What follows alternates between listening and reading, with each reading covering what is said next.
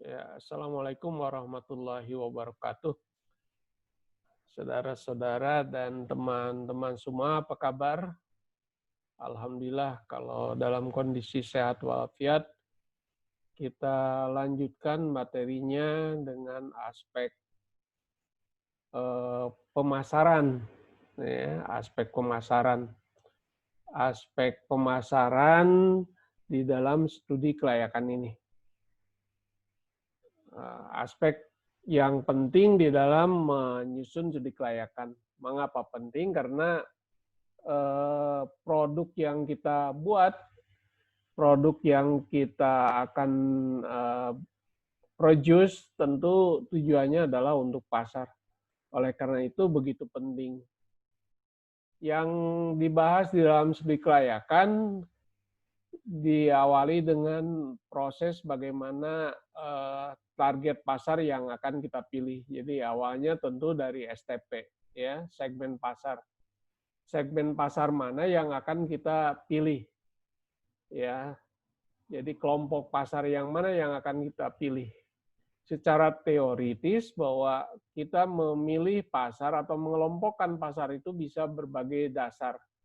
Geografis, misalnya di wilayah mana mereka tinggal, demografis diantaranya umur, ya, jenis kelamin, psikografis, perilaku, ya, dan yang secara keseluruhan memang penyusunan penyusunan studi kelayakan atau penyusunan segmentasi tidak pernah menggunakan hanya satu dasar, pasti menggunakan banyak dasar untuk menyusun segmentasi itu. Setelah mengelompokkan pasar tersebut, maka langkah berikutnya adalah memilih target. Kita akan memilih segmen pasar yang dapat dijadikan target pasar, karena mungkin menarik dan prospektif ke yang akan datang. Bisa memilih hanya satu, atau mungkin bisa memilih beberapa segmen. Atau bisa juga perusahaan memilih seluruh segmen yang kita bentuk. Setelah kita pilih segmen tersebut, maka langkah berikutnya adalah positioning. Memilih posisi dalam segmen pasar yang dipilih dengan melakukan identifikasi keunggulan kompetitifnya apa. Memilih keunggulan kompetitif yang ada dari setiap segmen itu. Mewujudkan keunggulan kompetitif tersebut dan mengkomunikasinya pada konsumen.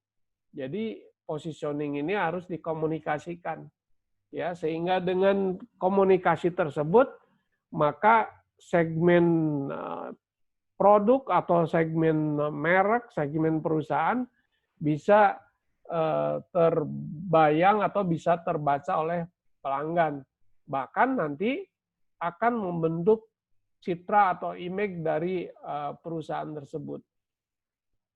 Nah, sikap, perilaku, dan kepuasan konsumen ini harus dipahami juga. Bagaimana sikapnya dari konsumen itu? Ya, sikap konsumen, sikap kecenderungan dia berperilaku, kecenderungan dia bersikap. Karakteristik sikapnya apa konsumen ini? Apakah loyal atau tidak? Apakah dia sering berganti-ganti produk atau apa? Ini harus kita lakukan survei. Sumber sikapnya dari mana? Sumbernya bisa pengaruh dari motivasinya sendiri, atau bisa juga sumbernya karena dipengaruhi oleh pihak lain atau keluarga atau mungkin teman-temannya, ya. Fungsi sikapnya untuk apa? Ya, yang terpentingnya adalah sikap positif terhadap produk atau jasa yang kita tawarkan. Sehingga perilaku konsumennya bisa kita lihat secara kasat mata. Ya, jadi perilakunya, tindakannya kita bisa lihat secara kasat mata, misalnya apa? Jumlah waktu pembelian, berapa banyak, kapan membelinya, gitu ya. Apakah setiap akhir pekan ataukah setiap akhir bulan atau kapan? Karena siapa dan dengan siapa, bagaimana melakukan pembelian ini harus kita identifikasi, ya, dari pelanggan ini. Yang kedua, perilaku tidak kasat mata. Nah, perilaku tidak kasat mata itu ya kita tidak tahu sih sebenarnya ini adalah black box dari pelanggan ya, black box dari konsumen, misalnya persepsi. Persepsinya gimana terhadap produk kita. Tapi kan bisa terlihat dari tindakannya ya. Ingatan terhadap informasi misalnya apakah seorang pelanggan itu sudah menyimpan dalam prime memory pelanggan informasi perusahaan kita itu atau produk kita itu, atau hanya dalam virtual memorinya saja gitu ya. Jadi ini yang tidak kasat mata. Jadi perasaan kepemilikan oleh perusahaan itu sulit ya kita ukurnya. Dan yang terakhir bagaimana kepuasan konsumen. Kepuasan konsumen itu diukur dengan cara membandingkan antara kinerja jasa atau produk yang dia terima dengan harapan dia. Ya, jika kinerjanya sama dengan 1, artinya 100% ya. Berarti puas gitu ya. Syukur-syukur bisa melebihi dari 1, ya, dari 100%, artinya dia melebihi dari harapan dia. Jadi karena kepuasan itu diukur dengan membandingkan kinerja atau persepsi terhadap produk atau jasa yang dia terima dengan harapannya. Karena setiap orang tentu bisa mempunyai kepuasan yang berbeda-beda. Mengapa demikian? Karena memang ekspektasinya berbeda-beda. Ekspektasi atau harapan itu bisa dipengaruhi oleh berbagai faktor. Ya, bisa faktor karena sosial ekonomi, karena budaya, karena pengalaman, ya, karena harapannya itu sendiri. Makanya kepuasan itu bisa berbeda-beda dari suatu orang dengan orang yang lain. Namun demikian kita bisa melihat indeks kepuasan secara keseluruhan. Pada level berapa, pada level apa gitu ya. Sehingga apakah secara keseluruhan pelanggan kita mempunyai kepuasan yang bagus atau tidak terhadap produk atau jasa yang kita tawarkan. Nah, hal yang lain juga perlu kita menganalisis pesaing atau persaingan. Karena mau tidak mau, kalau kita sebagai pendatang baru di dalam bisnis, siapa sih yang sudah ada di pasar itu? Jadi harus kita mengidentifikasi. Identifikasi siapa aja nih, Bang. Ada berapa ya kompetitor yang sudah menawarkan produk dan jasa yang sejenis dengan kita itu. Jadi langkah pertama dalam analisis persaingan adalah mengidentifikasi pesaingnya. Terus harus tahu dalam satu wilayah tertentu itu berapa jaraknya, berapa luas dia pemasarannya. Yang berikutnya adalah menentukan sasaran persaingan. Untuk apa kita bersaing ini? Apakah kita ingin melebihi mereka atau bagaimana? Ya, menentukan persaingan ini. Dan yang berikutnya adalah mengidentifikasi strategi pesaing. Nah, strategi pesaing bagaimana? Agresif atau low profile aja, adem ayem aja sih.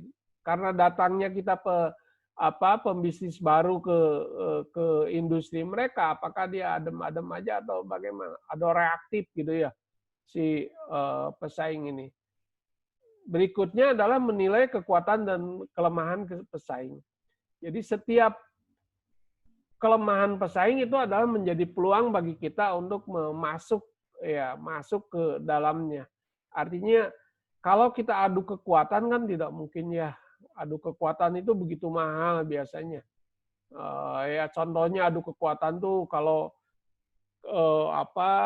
adu harga misalnya itu dalam waktu yang jangka panjang bisa hancur. Tapi kalau kita melihat di mana kelemahan pesaing, kemungkinan bisa memenangkannya. Yang berikutnya adalah mengestimasi pola reaksi pesaing tadi. Ya, bagaimana reaksi pesaingnya? Apakah langsung menghadang kita ataukah tadi menunggu aja? Jadi bisa macam-macam. Lantas terakhir adalah memilih pesaing itu. Jadi artinya kita bisa memilih persaingan itu dari yang luas ke yang sempit ya. Jadi jangan terlalu luas. Misalnya begini, kalau yang sempit yang ukuran dari produk atau jasa yang kita tawarkan saja, jangan sampai keseluruhan. Misalnya kalau sepeda motor gitu, apakah kita akan bersaing dengan seluruh produk dan jasa yang akan kita tawarkan atau hanya pada kelas produk aja? Lebih baik lebih sempit aja lah ya, karena tidak mungkin lah kalau kita harus bersaing secara overall ya. Jadi apalagi kalau kita sebagai newcomer di dalam bisnis itu. Nah, langkah berikutnya adalah yang terpenting adalah merumuskan bauran pemasaran dalam studi kelayakan ini. Ya, karena tadi kita udah jelas target marketnya siapa, maka kita merumuskan bauran pemasarannya. Bauran pemasaran itu bisa diklasifikasikan dengan yang disebut dengan 4P atau 7P. 4P ini adalah untuk konvensional, dan 7P itu adalah untuk jasa. Bauran pemasaran untuk barang, misalnya produknya apa nih? Produk utamanya, main produknya apa? Ada nggak produk sampingannya? Contoh begini misalnya, produk utama di jasa, sebutlah jasa arena gym. Nah, produk utamanya kan gym, ya, fitness, produk utamanya. Produk sampingannya apa? Misalnya menyediakan kafe, menyediakan minuman, makanan, itu produk sampingannya misalnya. Atau bisa yang lainnya, ilustrasinya, silakan. Jadi pada intinya dari produk itu ada produk utama, produk sampingan.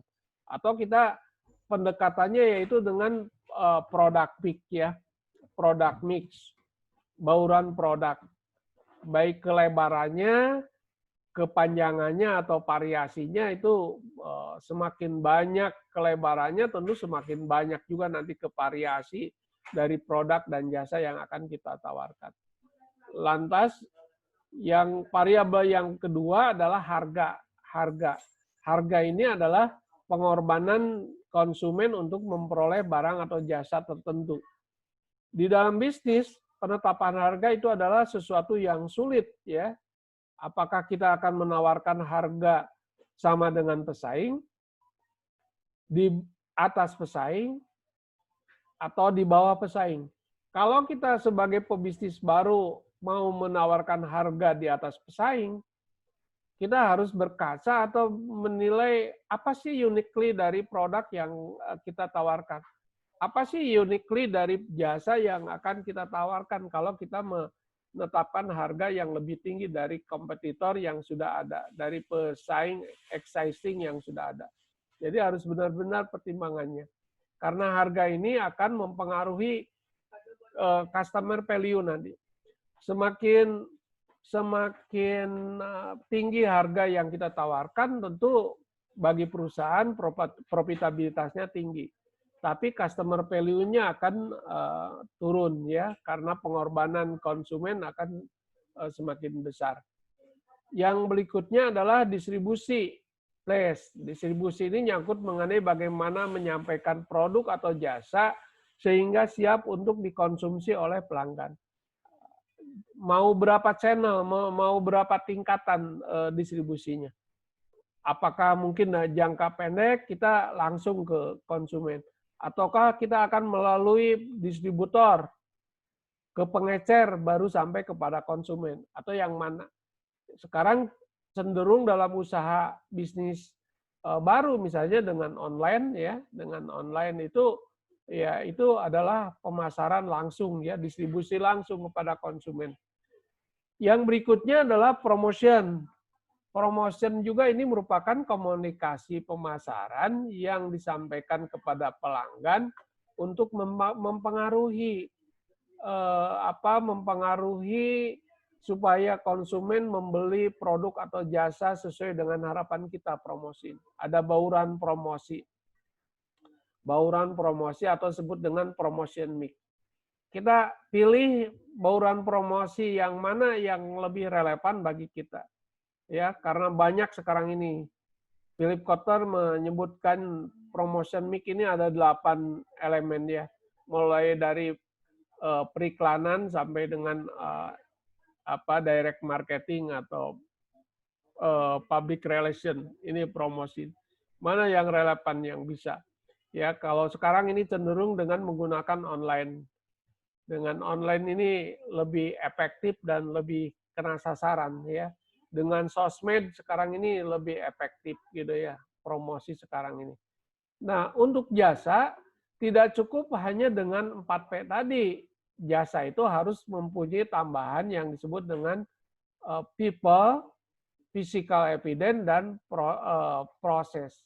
Karena jasa punya karakteristik yang berbeda dari barang, ya, punya karakteristik yang 4 karakteristik dari jasa itu yang membutuhkan 3P ini, ya, karena bergantung pada siapa, di mana, dan kapan. Sehingga elemen people, elemen physical evidence, elemen proses interaktif dalam jasa itu sangat erat ya, sangat erat di dalam penyampaian jasa.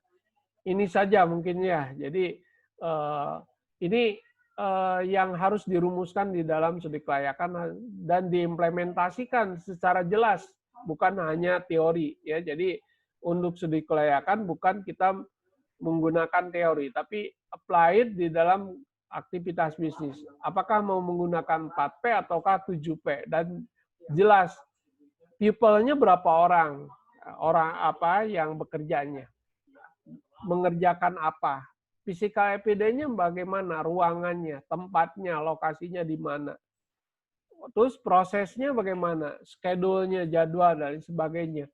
Ini yang perlu dipahami di dalam aspek pemasaran untuk studi kelayakan ini. Demikian, mudah-mudahan kita senantiasa mendapatkan limpahan rahmat dan kesehatan dari Allah Subhanahu wa taala. Wassalamualaikum warahmatullahi wabarakatuh.